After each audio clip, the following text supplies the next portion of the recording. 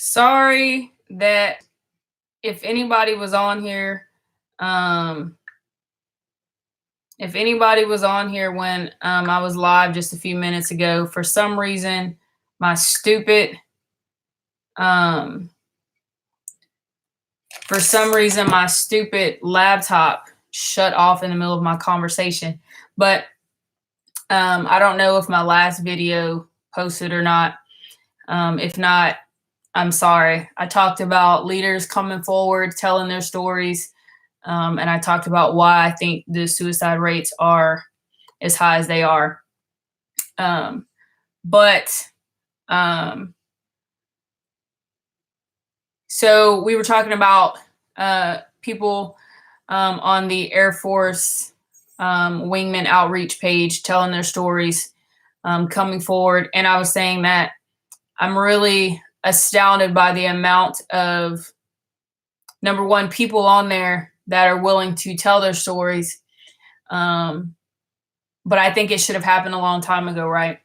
And I've been telling mine for the last, I don't even know now, probably last 2 years, talking about mine and making sure people understand the importance of seeking help and all these things. But now you're starting to see more people talking about it and being more vocal and giving voices to those that don't have one, right? So I think it's very important, and I think this page is definitely giving people the ability to get their voice heard.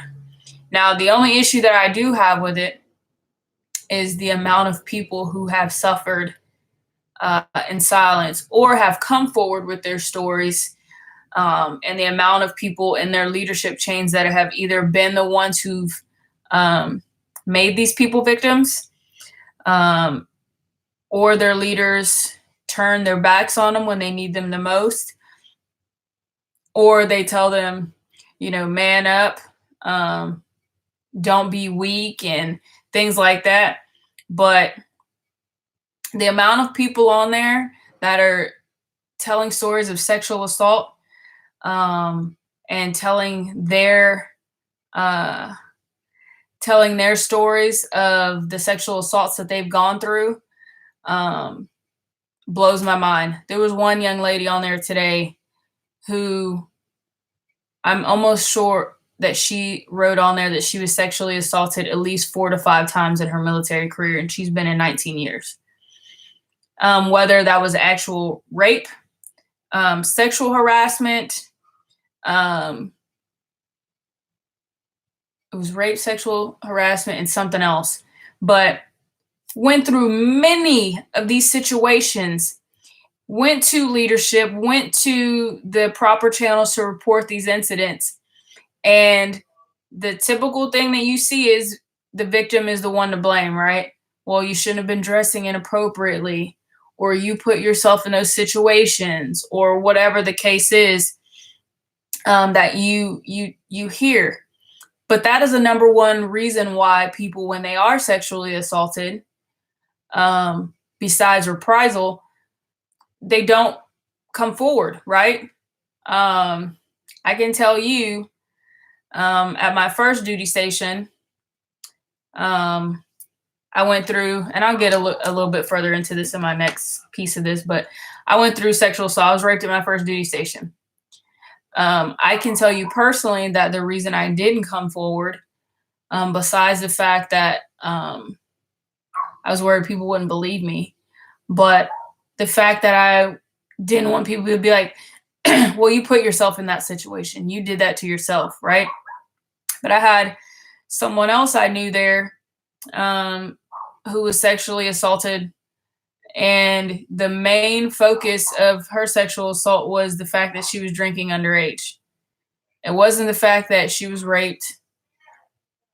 As a matter of fact, I'm pretty sure the guy got off, but it was that she was drinking underage.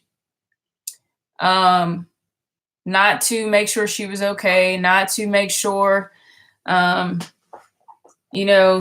she wasn't in a situation where it could happen to her again by the same individual. It was Oh, well, you were drinking underage. Let's focus on that. Um, so from seeing that situation, that made me not want to tell anybody. The only person who knew was my boyfriend at the time, and he was pushing for me to come forward, and he was pushing to go tell my leadership. And I was like, if you do, I will never talk to you again. Like, this is my story, and if I want to tell it, I'll tell it, and I don't. I want it to be where it is. And so I dealt with that. I lived with that.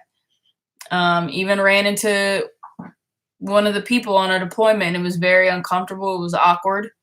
I relived all of those memories and was sick to my stomach the entire deployment. I even wrote a poem about it and was going to read it at open mic night, hoping that that person would be there so they could know that I still remember what happened. But I didn't read it. But I did write it. I wound up reading it at open mic nights years down the road at a different location, but it's still to this day, obviously it's going to bother me. And that's always my biggest concern when I have new airmen that are brand new. That's one of the first conversations I have with them, is situations that could potentially lead to some type of sexual assault. And that's my male airmen and my female airmen. Because number one, the males need to understand it could possibly happen to them. I've seen it happen on deployments. But also that they don't put themselves in that situation to do that to someone. So those are conversations I have with my brand new airmen. Never fails, right?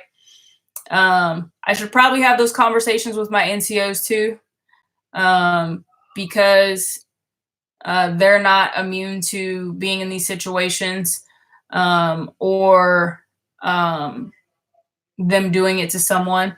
That may be something I add to my feedback sessions with my NCOs as well. But that is an important conversation that I always want to have. And I do this, I even have these conversations, random conversations with people that I mentor or ask me to mentor them. But the main issue that you're seeing with the force as a whole, whether it's Air Force, Army, whatever, is people feeling like there's not people in their corner, people that are not going to look out for them or take care of them, right? Because you have, and I talked about this a little bit earlier, but you have so many people that are focused on themselves and their career and their success that they don't care about taking care of the people around them or under them. But realistically, the mission's not happening without those people. So the more people that are sitting, suffering in silence, that's the mission not getting done correctly, right? Because they're not going to be 100% focused on whatever they're supposed to be doing if they got stuff going on at home. If they're having issues with a spouse, if they're having financial troubles, whatever the issues are, if you're not knowing and involved in that person's life to know that they have situations going on, how do you know if they're not thinking about committing suicide? You don't, because you're not talking to them. You're not being involved in their daily lives. I try to know. I'm not good at remembering. I may have to ask 65 times, but I'm really good at trying to get the spouses' names of all my troops, their kids, how many dogs they have, things they do on the weekends, whatever, because then you see a pattern if something changes. If something in their life is not normal to what you hear them talk about or stuff they're going through, you're going to be the first person that knows when something's not right in their life. Why? Because you should be paying attention to the signs and knowing when they come in and they're not eating like they normally do, or if they go to lunch at the same time every day and now they stop going to lunch and they stay in the office. Like, it's little simple things that if you care about the people that you are taking care of, you know these things. You're looking at these things, right? And I feel like we've gotten away from that. In my career field in general, I can say a majority of those people who looked out for me,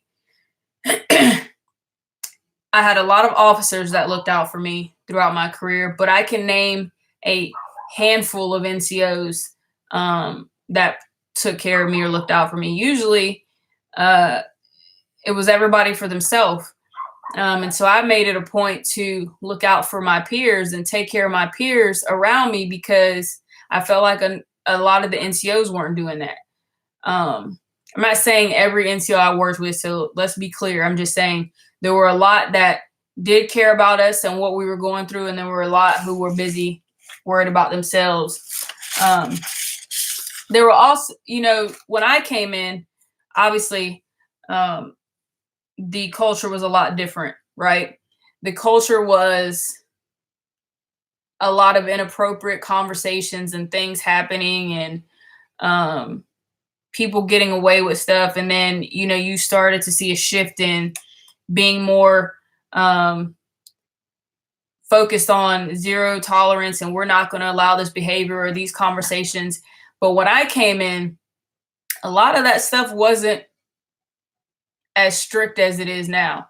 And I still think, there are still a lot of things that are done and said that shouldn't happen, but it's nowhere near to the extent that we saw it, back in the early 2000s and before, right?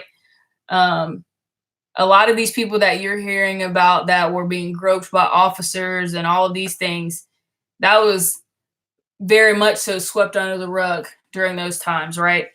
I know of particular people. I won't get into details because I don't want to tell other people's business, but people that were blackmailed by officers into doing things, and then because they were enlisted, they were the ones who suffered, right? They were the ones who were punished, not the officers. Officers walked away with nothing happening to them. But it was common. That was common behavior. And so you had so many people that went through being sexually assaulted or sexually harassed and all of these things that are still serving close to retirement, but still live with that. They still live with knowing that they've been raped or ostracized or blackmailed into sexual favors or acts. Because one girl, the same girl I was talking about earlier, she had all of that happen to her that was on the Air Force Wingman Outreach page. And these people are still serving, but they're not the same person that they were when they joined 19, 20, 15 years ago. They are completely different people because of the experiences that they have gone through. Does that mean that they are weak or that they're broken? If they choose to call themselves broken, but I know I don't call myself broken from my experiences. I feel like those experiences happened. I can't change them. But it has changed me as a person. It has made me look at people differently. It has made me leery about situations that I put myself in. It has given me anxiety issues, 100% yes. And I'm sure most people have. But I won't say that it broke me, right? It broke me.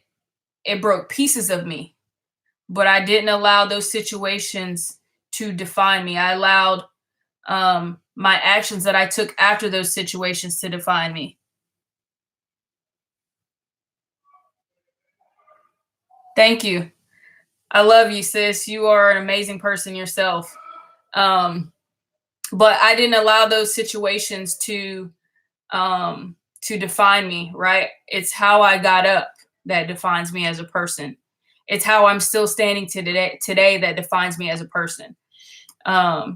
So the fact that you have so many people coming forward now telling their stories, I applaud it and I'm thankful for it, because every time you tell your story, every time you reach out and tell someone else things that you've gone through, you're impacting or inspiring someone else to either go seek treatment, to get help, or to pull themselves back up from whatever hole that they may be in. And so that's why I continue to tell my story and to talk about it.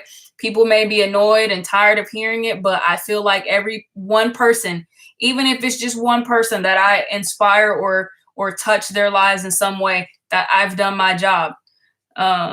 I'm not here to get recognition. I'm not here to get people to say, woe is me, and, and I'm so sorry those things happen to you. I could care less, really.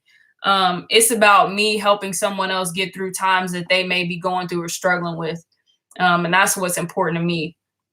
So we talked about, leaders coming forward, telling their stories and how they're making an impact on their people and the mission that they're responsible for by being able to tell their story, right?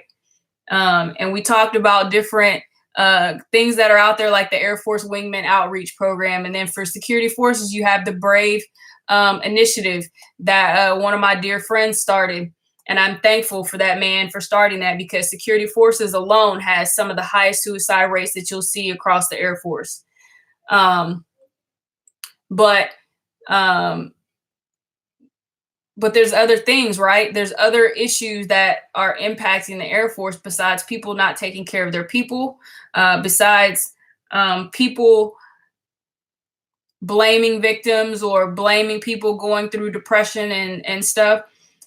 You have the people that are in these situations who feel like they're alone. They feel like there's no one there to help them, and they may have all the friends in the world. But if they don't feel like they have someone that's sharing a similar story to them, then they feel by themselves, right? Because for me, I don't want to go talk to somebody who's never been through the things I've been through. I don't want to go have a conversation with someone who's never experienced some of the hardships that I've experienced, because they can't relate to me, right? They won't understand where I'm coming from if they don't have a similar story. So I feel like it's important to tell your story and to make sure other people know, because then people feel comfortable coming to you to have these types of conversations. I know that my senior probably gets tired of me being in his office because I relate to him, because he's had similar stories, right? My commander, I know I can go talk to him at any point because he's gone through similar situations. And that's what people need. They need their leaders to be vulnerable. They need their leaders to open up and explain these situations and stories that they've gone through, because now they know you are a person and a human just like them, and you go through shit just like they do. Sorry, I didn't mean to curse, but you go through stuff just like they do, right? And so now they feel like they can come talk to you because they know you've been there, you've done that, and they relate, and you relate, right? So I think those things are important. And people just need to get back to taking care of people. And I think that will change a lot of things. It will shift the culture, because right now you still have people who are out for themselves, who don't care. You have people who will tell you it's weak to go get help, and you should be better than that. You're a man, you're a woman, you're strong. We leave that to the women to deal with depression. Men don't get depressed. That's BS. Men get depressed just like women do. Men deal with anxiety just like women do. And we all, men and women, have PTSD and all these issues and try to deal with it by ourselves, when realistically you can't. You can't go through these situations alone, because that's how you end up having suicidal thoughts, trying to get through these situations by yourself. So now getting to my story, right? So I came in the Air Force in 2000 the first time, got a medical discharge, went home, worked as a dental tech for 2.5 years. Then I came back in the military in 2003. Went to my first duty station at McGuire Air Force Base. At McGuire, I was raped by someone that I thought was a friend. And I actually think I was set up to be raped. It wasn't like it was just a normal rape situation. No rape situation is normal. But I was there seeing someone, and I think that person brought me there to be raped. Like, it was a group of people who normally, I think, in the dorms, were known for setting these situations up to gang rape someone. But I think the problem is that I was not drunk enough for that. And so I woke up to the first person raping me, and the second person had entered the room, and I stopped it right there and screamed and left the room, right? But these were people that were supposedly my friends. These were people that, if they would have asked me for the last $5 I had, I'd have gave it up. Never would have expected that. I trusted them. So that situation changed me. It wasn't the first time I had gone through a sexual assault. I was sexually assaulted when I was in high school by a friend. I was molested as a child by my babysitter. So I wasn't new to sexual assault. I had been through it a few times. And that's never a situation anyone should go through, period. But to go through it multiple times is not a good look for anyone, right? So that began my issues while in the military. I then PCS to my next duty station, met my husband. We weren't married yet. Everything was good. Deployed to Iraq in 2006. While in Iraq, I lost 6 people that were fantastic people, one of them being my teammate. We lost the first person 2 weeks into our deployment. And for a senior airman who's never done a job away from a desk, I was terrified at this point after losing our first person. What are we getting into? Why are we doing this? This was an Army mission. Why did we take this over? You know, all these questions I'm asking, like, why am I here? Went through those things. And then in December, we lost my teammate because my teammate went to replace that person. And then not even a day later, one of our captains that were over us, he died on his way back coming to be at Keith's memorial service. His helicopter was told, they were told they were going to crash. So they told everyone to bail out over the Haditha Dam. They bailed out. And everyone drowned because they couldn't get out of their gear fast enough. So we lost 2 people in like 2 days, right? So that's a lot for anybody to deal with, losing 3 people in like 5 months, right? Then January rolls around. We're getting close to getting out of there. And we get a call to go out on a mission. And because of this location, my team lead didn't want me to go because he was still worried that I wasn't in my right mental state after losing my teammate. And so he called me Scrappy. He said, Scrappy, you're going to sit this one out. You stay back. I don't think you're ready for this mission. I was kind of upset, but I understood. Normally when we would go out with the EOD, and usually I would ride with the EOD folks in their vehicle, depending on the location, especially if it's somewhere that was really dangerous. I rode with them. So this day I didn't go, and I stayed behind, and we got a call that something happened while they were out on the mission. So I automatically start panicking. Oh, please don't let it be my teammates. Please don't let it be any of our EOD guys. I'm trying to think about what team went out. Like, all these things are going through my head. And then we find out that our EOD team, the entire team, perished on that mission. The part that sucked the most for me was not only was you had 2 senior airmen and a tech sergeant. The 2 senior airmen were young, fantastic senior airmen that had so much potential to be amazing leaders in the Air Force. Tech sergeant was already a good leader. I learned so much from him during that deployment. And he had a family. He had kids. He had people he had to go home to.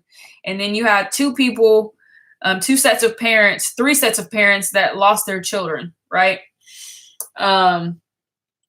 And then Liz was the person who helped me get through Keith's passing. She helped me write his eulogy for his memorial service. And so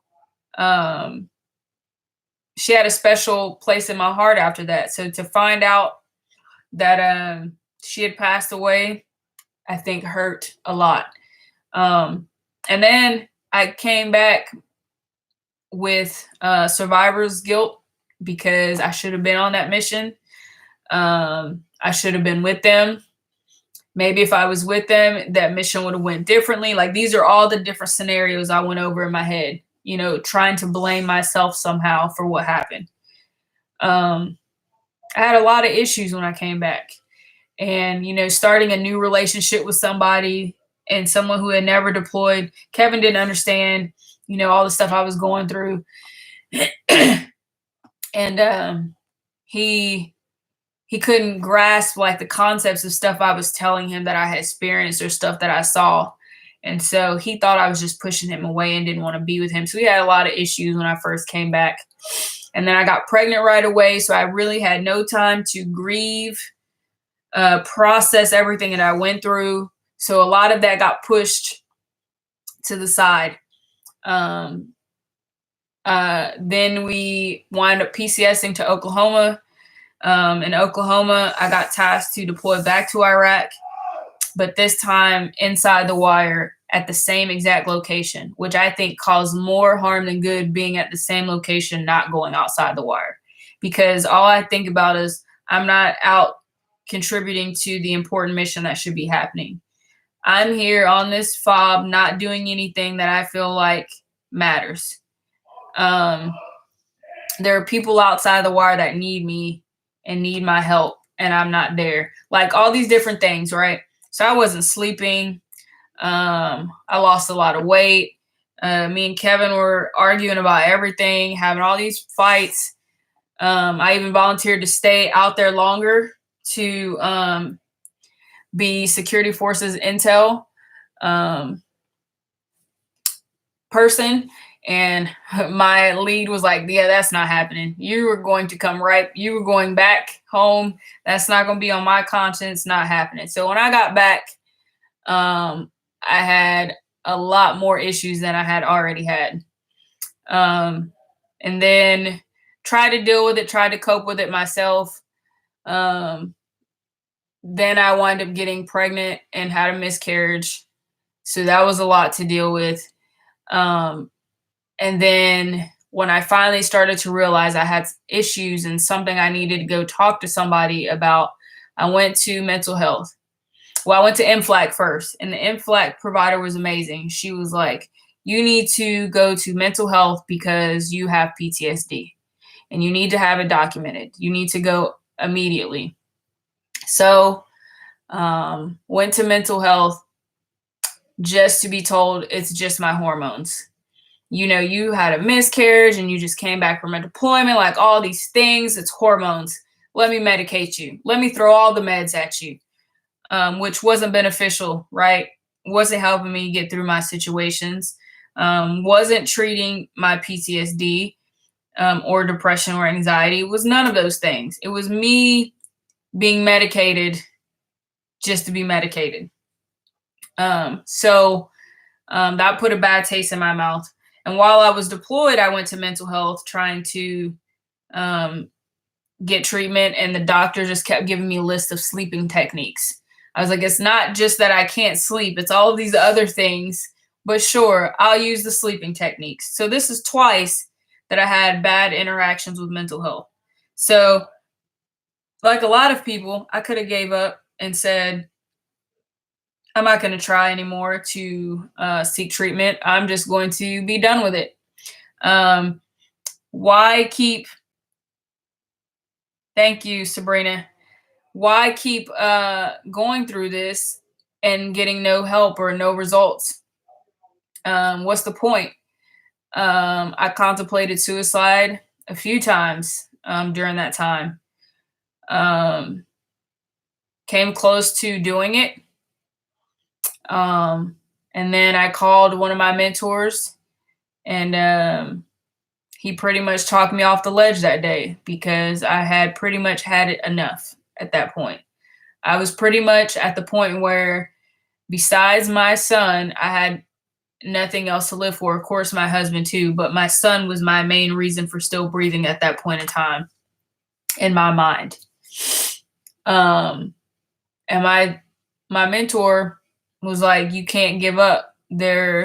And then he told me about the amount of respect he had for me because of I went through that deployment, and there's so many people who will never get that opportunity or understand what it's like. And I came back, all of the stuff you want to hear and need to hear when you're going through those times, right? So I hung on. I kept fighting. PCS to Germany. And when I got to Germany, I realized that my PTSD had gotten worse. I didn't want to travel. I didn't want to go anywhere with my family. I didn't want to be in any of the markets or any of that place because I didn't want to be around crowds.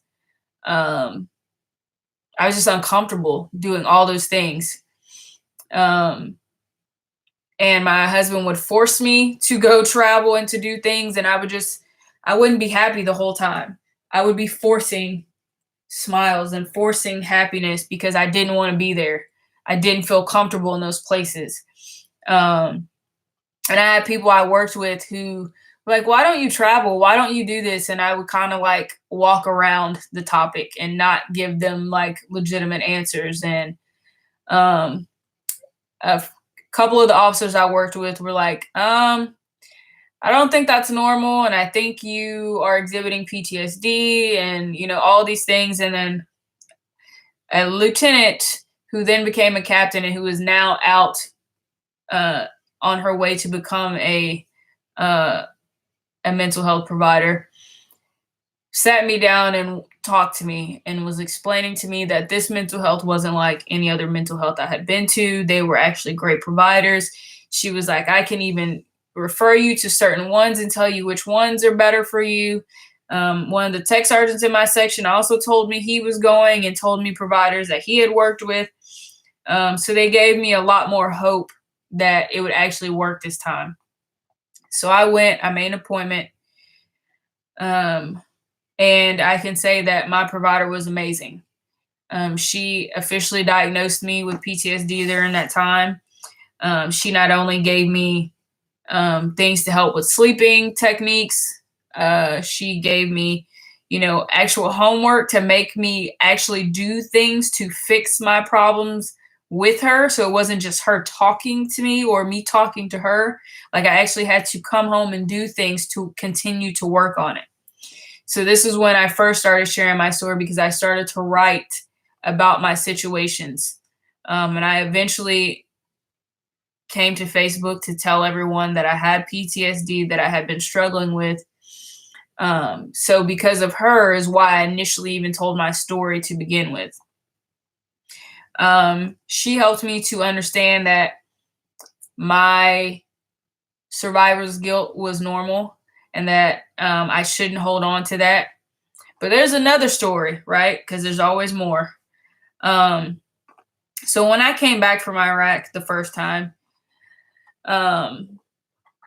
Keith's mom and I had became really close. Keith was my teammate, the one you always see me wearing the bracelet for.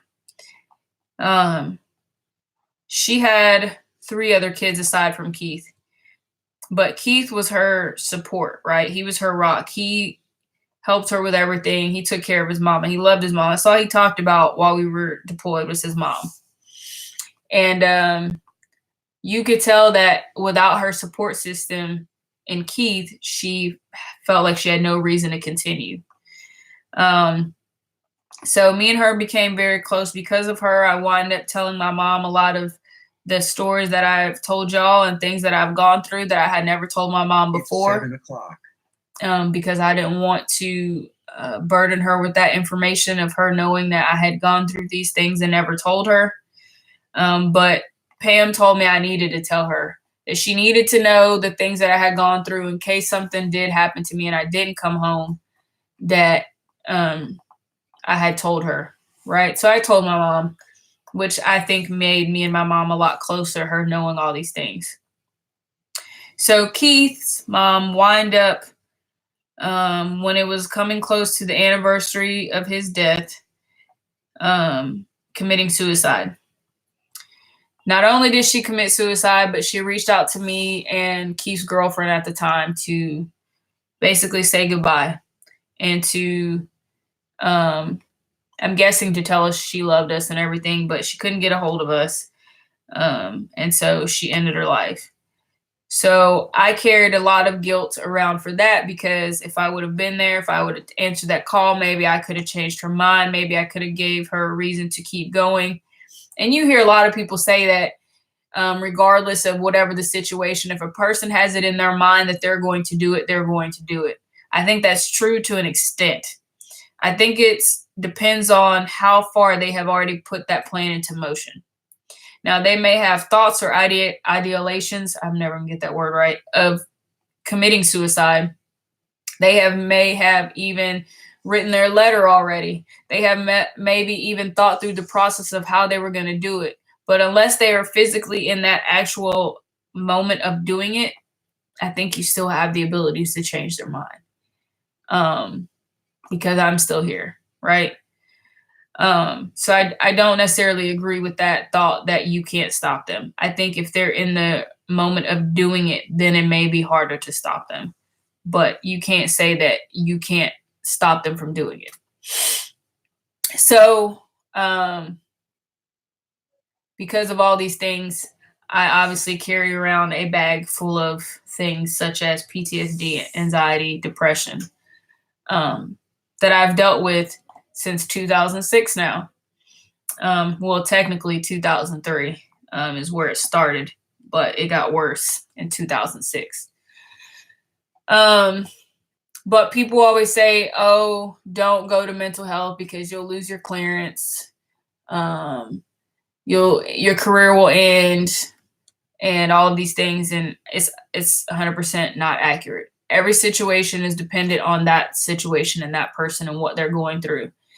If that person, depending on if they're medicated, depending on the medication they're put on, depending on how severe their PTSD or their depression or anxiety is, those things make a difference in what happens to you. But you're still able to continue. You're still able to be here and be a survivor and for your career to progress. Now, like I said, my issues started in 2003. We are now in 2019, and I have gone to mental health at 4 separate locations now. And going through those 4 separate locations, I have received treatment, I have received medication, and all of these things, yet I've never lost my clearance. I've never impacted my job, because the only time it impacts you is if something is severe enough that your commander has to be pulled into your treatment, right? And even still then, depending on your leadership and how your leadership reacts to those situations will depend on what happens to you in your career. Like I said, my commander this week talked about his story. He will probably be promoted next cycle. He's been in 20 years, and even though, he almost committed suicide, he's still here. His career is still progressing. I am now coming up for my first promotion board for a senior. All of this stuff started as an airman, and yet I'm still here, still standing, have received treatment. So to use the excuse that you don't want it to affect your career is BS. It only affects your career if you allow it.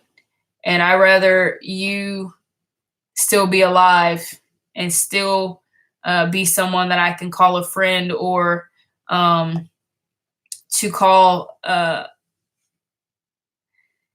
when I'm going through stuff, than to say goodbye at your funeral. So using, I don't want to affect my career, or I don't want to be judged or people to think differently of me. It doesn't matter. What matters is you still being alive to tell your story and for you to impact someone else's life. I know I've been on here a hot minute now. We've been going an hour. So Facebook didn't get all of it, and YouTube, the video shut down midstream and had to start it over. But I'm glad for those of you that joined in and tuned in to these conversations. And I'm thankful for those that have listened and who have made comments. But the biggest thing is to remember is that we have to take care of each other. If we're not taking care of each other, we're never going to know when someone next to you is struggling. So always look to your left and your right and check on your wingmen, whether they're active duty, they're Air Force, not Air Force, Army, doesn't matter. Always take care of the people around you, and make sure they keep swimming. Until the next time, love, peace, fish grease. I'm out. That's all.